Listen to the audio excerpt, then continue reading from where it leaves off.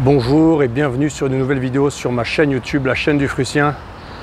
Et sur cette chaîne YouTube, sur ma chaîne YouTube, je vous parle principalement de la Russie d'aujourd'hui. La Russie d'aujourd'hui dans toutes ses réalités, ses contradictions. Et vous pouvez, pour mieux comprendre la Russie d'aujourd'hui, vous abonner à ma newsletter Le Rêve Russe. Une newsletter que j'écris tous les mardis. C'est gratuit.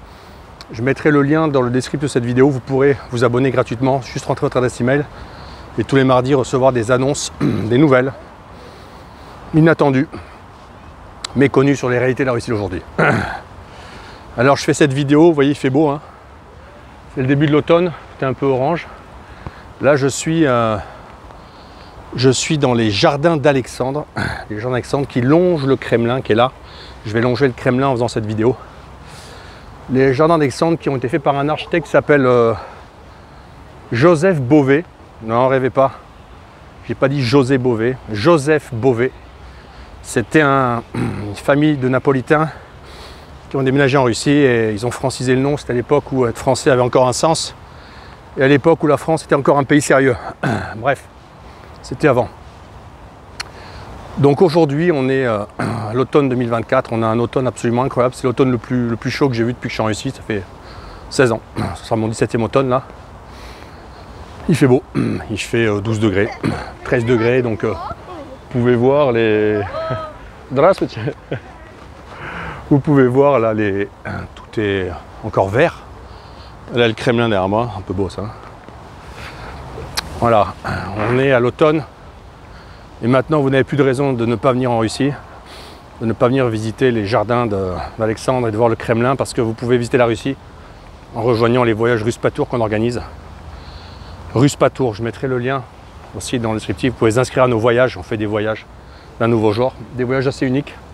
Et vous pouvez aussi venir habiter en Russie aujourd'hui avec le visa idéologique, le permis de séjour 3 ans idéologique, que maintenant vous pouvez obtenir de façon quasi automatique, sans test de langue, via le décret 702 d'août 2024 du président Poutine. Donc j'ai fait une petite formation, vous pouvez rejoindre, je mettrai aussi le lien. Je vous explique tout comment ça marche, le contexte, le contour, les contraintes, les devoirs, tout ce qu'il faut que vous sachiez pour en fait savoir si ce dispositif est le bon dispositif pour vous ou pas. Voilà.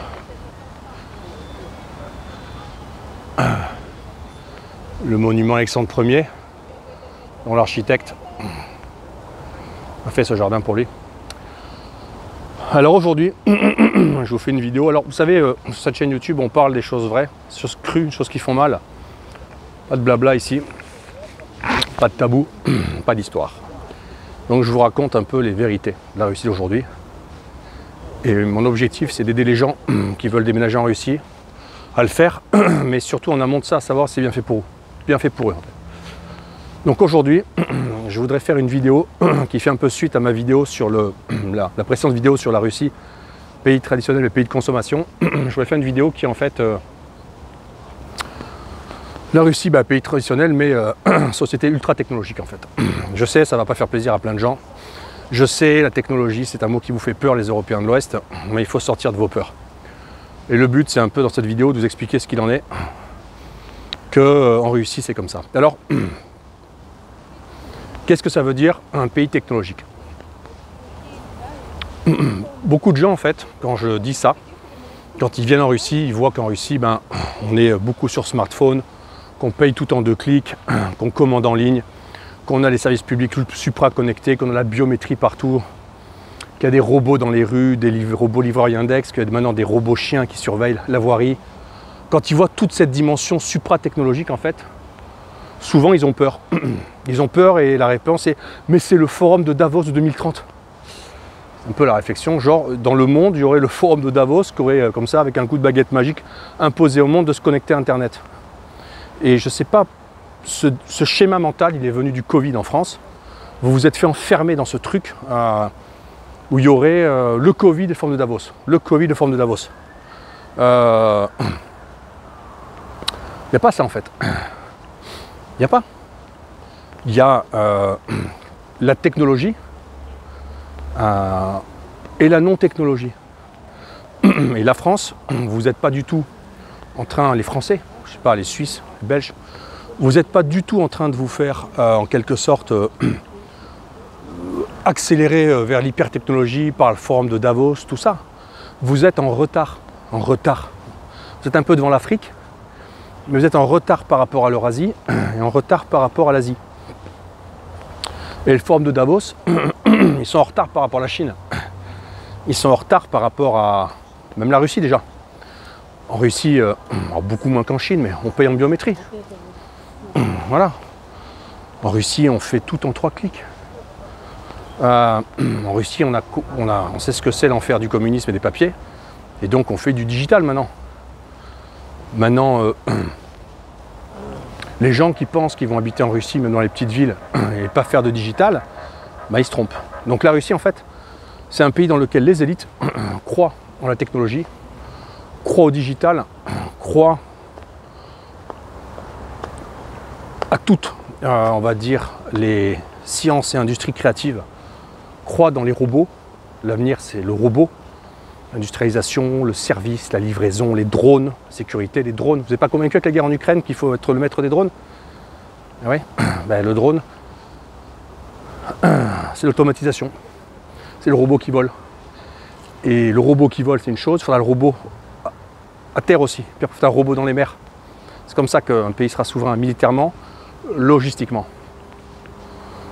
Donc, les élites russes, elles croient en ça. Elles croient dans la génétique, dans des sciences clés comme la génétique, gros mot. Les puissances clés qui étudient la génétique, qui décodent le génome humain, qui identifient les gènes permettant de développer l'intelligence, la vue, la taille, combattre les maladies, c'est la Chine, la Russie, Israël, l'Amérique. Elle est une tour du Kremlin. Voilà, c'est une tour du Kremlin derrière moi. Vous voyez, le Kremlin est en longueur, les églises du Kremlin derrière. Donc en fait, la Russie fait partie de ces pays. Mais c'est pas parce que la Russie fait un bond technologique ultra rapide là, sur l'industrialisation, sur les réseaux de neurones, sur l'intelligence artificielle, sur la génétique. C'est pas parce que dans un sens il y a ce mouvement de fond qui est inévitable. C'est pas la peine. Ne croyez pas que vous allez vous enfuir en Russie pour fuir tout ça. C'est l'avenir de la Russie. Heureusement, la Russie veut survivre. C'est la France de José Bové du Larzac qui va mourir. C'est la France du gouvernement Macron qui ne veut pas savoir de ChatGPT. C'est ça qui va mourir. Les ministres russes, ils sont tout de suite sur la big data, tout de suite sur la blockchain. Tout le monde est sur ça. La techno, à très haut niveau. Conquête spatiale.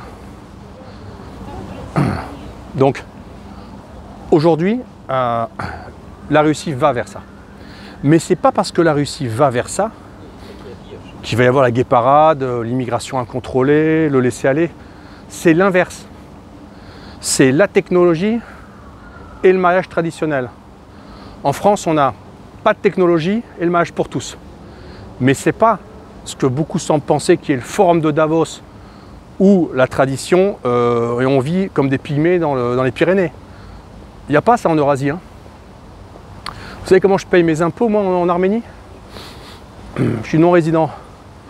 Vous allez voir passer à ma gauche, c'est soldat de la garde. Regardez. Donc moi, quand je paye mes impôts en Arménie, je suis en bas dans ma cour, là, entreprise. Je fais 2 clics. Je me connecte à mon application. J'ai 2 sommes à payer. Les impôts sur le chiffre d'affaires et un budget militaire. Je fais 2 envois à 2 numéros de compte, c'est payé en 4 minutes, j'ai payé mes impôts du trimestre. C'est ça la technologie. Vous préférez avoir un expert comptable, vous? Vous préférez faire emmerder par commissaire au compte, toutes ces merdes là. Ça sert à rien tout ça. Voilà. La Russie, c'est un pays dans lequel, il y a 12 ans, on pouvait faire prélever le cordon ombilical avec les cellules souches à l'accouchement, ce que moi j'ai fait pour mes 2 enfants, les faire cryogéniser et conserver les cellules pour plus tard au cas où. Dans un avenir proche, et on s'y dirige, on puisse recomposer des organes à la base de cellules souches saines initiales, pas dégradées. Voilà ce que moi j'ai fait. La Russie, c'est un pays qui va dans l'espace, qui a des robots, mais qui a le renouveau spirituel, moral et l'affirmation des valeurs traditionnelles. C'est le pays qui va cumuler le robot et les valeurs traditionnelles. Donc, c'est pas l'un ou l'autre.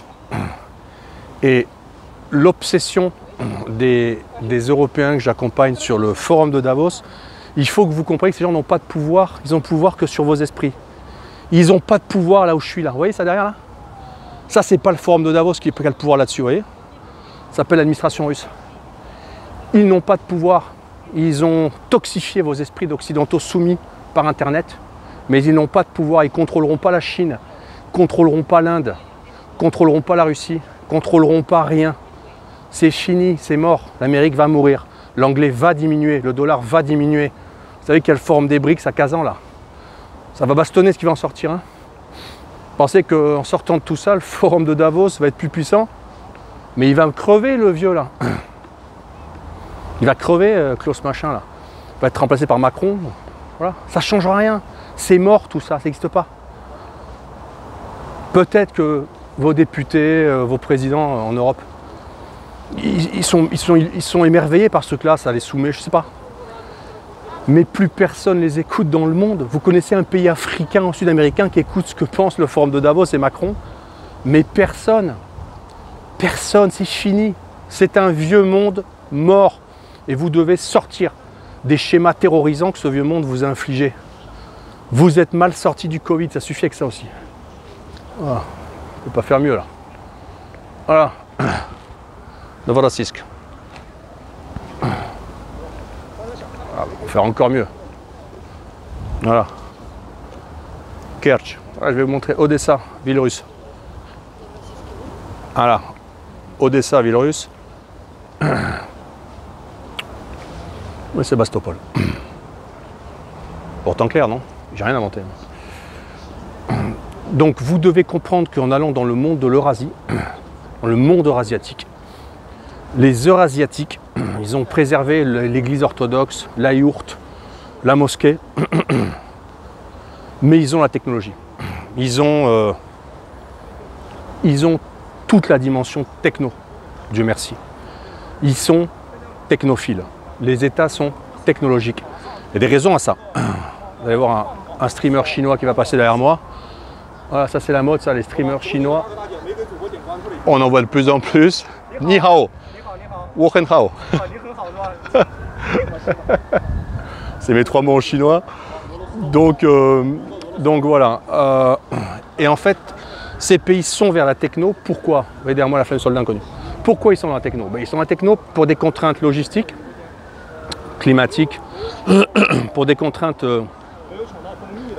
de gestion économique, de corruption, pour des logiques de fonctionnement de société, de culture, de mentalité, de pouvoir avoir de la transparence, d'être sûr que les impôts soient payés, d'être sûr que la loi soit bien appliquée, en fait, par l'administration. Parce que ce n'est pas le cas avant, quand un streamer chinois d'air. Les BRICS, la Chine. Techno, vous avez vu, ils sont tous en ligne. Hein. Voilà, vous avez la flamme soldat inconnu derrière moi. Avec en bas du mur du Kremlin.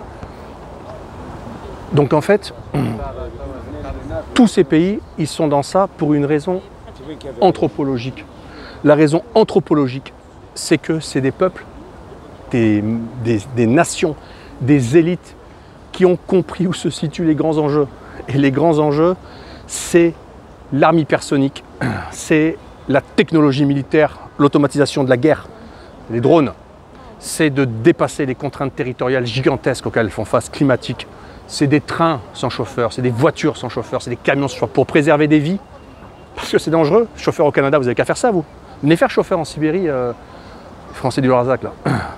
Donc maintenant, il va falloir vous mettre en tête qu'il faut accepter ça. On peut mourir en France. Moi, je comprends qu'on soit français, qu'on meure en France. Mais venir en Russie pour les mauvaises raisons, c'est pas bon. Et sur cette chaîne YouTube, moi, je vous dis les choses. Oui, en Russie, on consomme. Oui, en Russie, On dépense l'argent, la société dépense parce que c'est le marché intérieur qui drive l'économie. Oui, en Russie, on est technologique, technophile, très fortement. Les Russes sont passés directement de l'ordinateur de bureau, smartphone, ils ont un peu switché la case du portable en fait. Et donc, c'est allé beaucoup plus vite. Ici, moi j'ai une agence de recrutement, les candidats postulent par Instagram. Ils voient une image d'agence de recrutement, ça leur plaît, ils envoient un CV. Ils postulent par Telegram, par WhatsApp, toute la boucle de recrutement, les gens qui sont dans les RH qui me recrutent là, toute la boucle, l'approche que vous faites en Russie. Mais ça fait 5 ans, c'est par WhatsApp, Telegram, il n'y a plus de mail, c'est fini ça. Le russe, il vit comme ça, et donc tout est très digitalisé. On commande en ligne, on se fait livrer, on paye le parking en ligne, on paye les impôts en ligne, on divorce en ligne, on se marie en ligne si on veut, certificat de décès en ligne, inscription à l'armée en ligne, pour être volontaire pour l'opération militaire spéciale, tout est en ligne. Tout est en ligne. Voilà. Donc maintenant c'est simple, les États elles ont le choix. Hein. Il y a une course dans la techno, on la perd, on la gagne.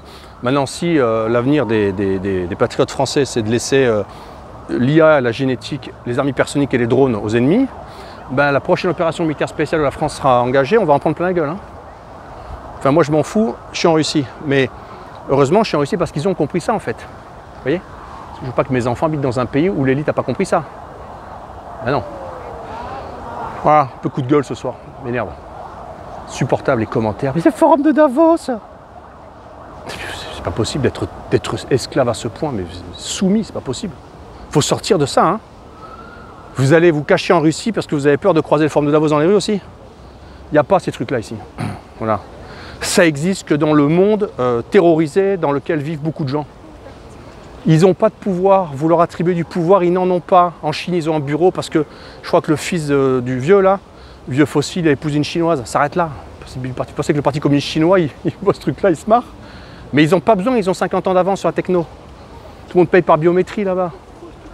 Allez en Chine, vous allez voir. Ça va vous faire bizarre, hein. Vous allez vous sentir déclassé, pauvre. Complètement routé. Vous vous rendez pas compte hein, comment le monde il a changé. Hein. Les mecs, faut sortir, il va falloir sortir de chez vous, hein, c'est grave. Hein. Donc en Russie, c'est techno, consommation, valeurs traditionnelles, patriotisme. Et je vais devoir revenir là-dessus, c'est-à-dire que... Voilà. Politique. Et en fait, je vais devoir revenir sur ça, parce que je crois qu'il y a une confusion. Les conservateurs ou une forme de patriotes français, ils imaginent que leur patriotisme et leur conservatisme se dupliquera en quelque sorte en Russie selon les mêmes codes, les mêmes modes opératoires, les mêmes rythmes, les mêmes fréquences, les mêmes similitudes de pensée, réaction à l'histoire. C'est pas ça, c'est pas comme ça. Et c'est vraiment une vidéo que je travaille pour la faire. J'avais fait une vidéo sur le conservatisme dynamique russe pour tenter d'expliquer ce mix entre la tradition et la technologie, mais c'était une vidéo qui est sortie en fait avant l'occasion de Poutine. Et en fait aujourd'hui, depuis, il y a un énorme travail des autorités russes sur la dimension clé des valeurs traditionnelles. Vous voyez, je suis devant l'entrée du Kremlin, le musée d'histoire. Voilà, donc il y a vraiment une dimension clé qui est qu'est-ce que ça veut dire ces valeurs traditionnelles? Vous avez vu un décret sur les valeurs traditionnelles. Ok, les valeurs traditionnelles. Mais en fait, qu'est-ce que c'est pour vous ces valeurs traditionnelles et qu'est-ce que c'est pour les Russes? Est-ce que c'est bien la même chose? Voilà. Et les valeurs traditionnelles pour les Russes, c'est le code culturel, comportemental et civilisationnel des populations qui résident sur le territoire de la Fédération de Russie. Espèce de code comportemental qui varie d'une Russie à l'autre. Mais c'est la chose en fait, c'est la chose qui est clé à l'entrée du Kremlin là. Voilà, c'est pas beau là. Mais bon là. Voilà, pas de forme de Davos là.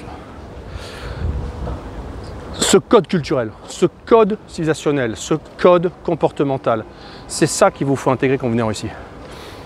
Voilà, et comprendre que la Russie c'est un pays qui va être souverain, alimentairement, technologiquement, moralement, culturellement, linguistiquement, souverain. Et donc venez en Russie parce que vous serez libéré de tous les sites que vous lisez occidentaux, qui sont tous occidentaux, parce que vous ne lisez pas de sources non occidentales. Sources occidentales qui vous disent le forum de Davos, mais lisez des sources chinoises, des sources indiennes, des sources turques, des sources russes, des sources indonésiennes, des sources vietnamiennes. Et personne ne parle de ça. Tout le monde s'en fout. Ben oui. Les gens qui me disent j'ai tout lu, non mais t'as tout lu en français. Non, rien lu. Bon, donc, en gros, nulle part, on est terrorisé par la forme de Davos. Parce qu'ils terroriseront personne, puisque de toute façon, ils n'ont aucune ni légitimité, ni autorité, ni rien. Voilà. Ne surestimez pas la force de ces sous-structures occidentales, qui sont des structures très très fortes dans la dimension de communication, mais qui ne sont pas des structures qui ont la puissance hors d'Occident. Elles n'ont pas de puissance, elles n'existent pas. Forme de Davos, ils font rien. Ils ont 3 ONG, je vais vous dire qu'ici, s'ils veulent les fermer, un coup de sifflet de Poutine et c'est fermé. Voilà. Donc aujourd'hui, il faut rester concentré sur le fait que le monde que vous allez quitter, c'est celui-là. Et pour quitter ce monde, vous devez comprendre que le monde où vous allez arriver, c'est un monde dans lequel il y a de la tradition et de la technologie. De la tradition et de la technologie. Quand les Russes iront sur Mars, dans la base spatiale, allez le musée, pour les gamins, le carrousel, dans la base spatiale russe sur Mars, il y aura une yourte, une mosquée, une église orthodoxe et une synagogue. Et il y aura des robots. C'est comme ça. Et il y aura des robots. Et dans la base chinoise, ce sera pareil. Après, il y aura la base américaine peut-être. Ouais. Il y aura. Qu'est-ce qu'il y aura dedans? Big Mac, un hamburger, il y aura McDo. Voilà. La base américaine, ils ont mis McDo, c'est important, et des GI. Choisissez votre monde. Et pour rejoindre le monde libre, le monde sans le forum de Davos, vous avez le visa idéologique, le permis de séjour idéologique. Le permis de séjour idéologique, 3 ans, décret 702 d'août 2024 du président Poutine, qui vous permet, sans test de langue, sans test de culture, sans test de droit, de rejoindre la Fédération de Russie, de venir vous y installer et de commencer une nouvelle vie. Ça ne peut pas être plus simple. Hein. Les autorités russes ont fait tout ce qu'elles ont dit qu'elles allaient faire. Voilà. Mais le monde dans lequel vous allez aller vivre, c'est un monde technologique. Vous allez voir, vous allez prendre du plaisir avec la techno. Une techno qui n'est pas une techno qui nous veut du mal. Une technologie bienveillante, par des élites bienveillantes. Et croyez-moi, le pouvoir, il est en place. Il est en place pour durer. C'est tout pour aujourd'hui. Revenez l'information sur le visa idéologique pour comprendre à quoi ça ressemble. Et vous pouvez vous abonner à ma newsletter Le Rêve Russe. Le Rêve Russe, c'est une newsletter tous les mardis. Je parle de la technologie en Russie, de la tradition en Russie, et pas que. Je vous dis à très bientôt pour une nouvelle vidéo sur la chaîne du Frussien.